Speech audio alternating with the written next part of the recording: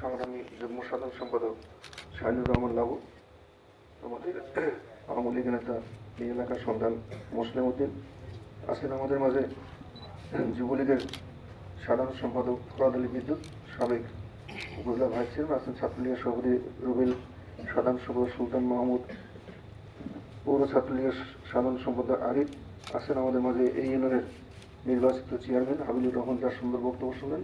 অনুষ্ঠান সঞ্চালন করছেন এই ইউনিয়নের সংগ্রামী সাধারণ সম্পাদক সারার হোসেন, আছেন আমাদের যুবলীগের সভাপতি রফিক সহ প্রশাসনের আমাদের বিভিন্ন পর্যায়ের নেতৃবৃন্দ, উপস্থিত সুধীমণ্ডলী। বক্তব্য দেওয়ার মতো ভাষা আমার এই মুহূর্তে নাই। আমি অত্যন্ত মর্মাহত।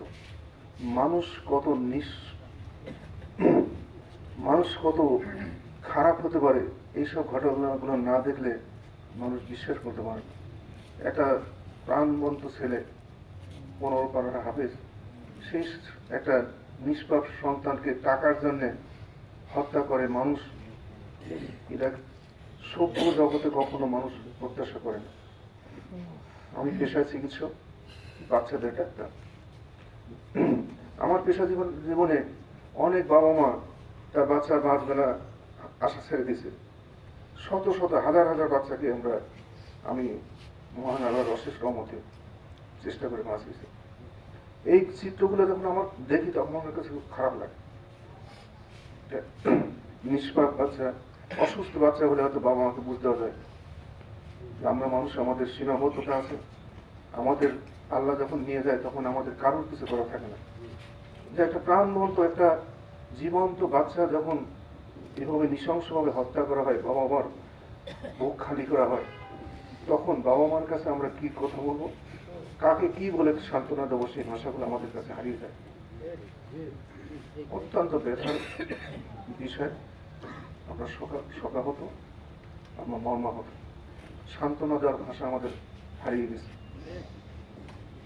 আপনি তো শুধু একটাই আপনি আশ্বস্ত করতে পারেন, আপনি আমাকে ভোট দিয়ে নির্বাচিত করেছেন। এই এলাকার শান্তি শৃঙ্খলা, মানুষ যেন সুখে থাকে, মানুষ শান্তি থাকে, মানুষ যেন কষ্ট না থাকে, সেটা তার দায়িত্ব দিয়েছে।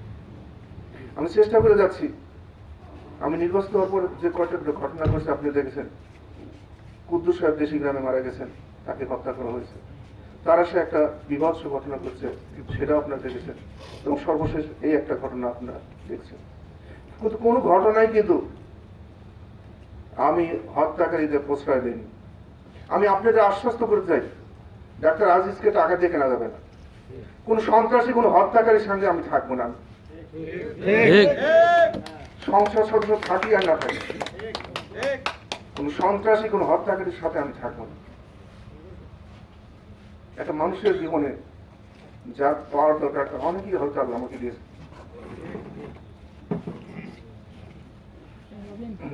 আমি আপনাদের মতো কৃষক পরিবার থেকে উঠে আসছি। হয়তো আপনাদের সন্তানগুলোকে আমাদের মতো সাপোর্ট দেওয়ার ক্ষমতা থাকলে আমার মতো হয়তো আরো 50টা, 100টা, 200টা, 500টা ডাক্তার বের হতো। আমাকে হয়তো আল্লাহ সুযোগ দিয়েছে, আমি ডাক্তার হয়েছি। আপনারা ভোট দিয়েছেন, জনপ্রতিনিধি হয়েছে। প্রত্যেকটা মানুষের মধ্যে মেধা আছে, প্রজ্ঞা আছে। প্রত্যেকটা মানুষ কিন্তু বড় হওয়ার সক্ষমতা আছে। আমরা হয়তো মানুষগুলোকে সেই সাপোর্ট দিতে পারি না, যার জন্য হয়তো সবাই সব জায়গায় যেতে পারে না। এটাই হলো বাস্তবতা। যে ঘটনাটা দেখলাম আমরা মর্মাহত, আমি শোকাহত। আমি শুধু আপনাদের আশ্বস্ত করতে চাই, হত্যাকারী যতই শক্তিশালী হোক, আমি জানি না কোন রাজনৈতিক দলের সাথে সম্পৃক্ত কিনা, কোন রাজনৈতিক দল অথবা যতই ক্ষমতা ধরে হোক, আমরা ছাড় দেব না। যে 3টা ঘটনার কথা বললাম আপনারা দেখেছেন। আমি রাষ্ট্রের সর্বোচ্চ ক্ষমতা যেখানে নিয়ন্ত্রিত, প্রত্যেকটা ঘটনার জন্য আমি সেখানে স্বরাষ্ট্রমন্ত্রীর সাথে দেখা করেছি। আব্দুল কুদ্দুস সাহেবের হত্যাকারীকে অ্যারেস্ট করা হয়েছে। তারা সে যে ঘটনা, তার সব সেই আসামিকে অ্যারেস্ট করা হয়েছে। সর্বশেষ এই ঘটনা, আমি মদিনায় সেদিন মক্কায় ছিলাম। আমি আরিফুল ইসলাম, আমাদের রিটন ভাই, ওনার খুব কাছের মানুষ শুনলাম। আমি ওনার কাছে প্রথম শুনে পরে টেলিভিশন দেখলাম। আমি খুবই মর্মাহত হয়েছি। আমি চেষ্টা করেছি প্রশাসনের বিভিন্ন জায়গায় যোগাযোগ করার জন্য, যেন সত্যিকার অর্থে আসামিদের সেই যেন অ্যারেস্ট হয়, সাধারণ মানুষ যেন জিনিস এটার সাথে সম্পৃক্ত না, তারা যেন কষ্ট না পায়, সেটাও কিন্তু আমাদের দেখার দায়িত্ব। কোনো মানুষ জড়িত না, তাকে আমরা আসামি করলাম, সামাজিকভাবে হেয় করলাম, অ্যারেস্ট হলো, জেল হলো, এটা আমরা প্রত্যাশা করি। কিন্তু সত্যিকার অর্থে যারা যিনি হত্যাকারী, সে যেন আইনের কোনো ফাঁক দিয়ে পার না পায়, সেটা দেখার দায়িত্ব আমরা, এবং সেটা আমরা অবশ্যই দেব।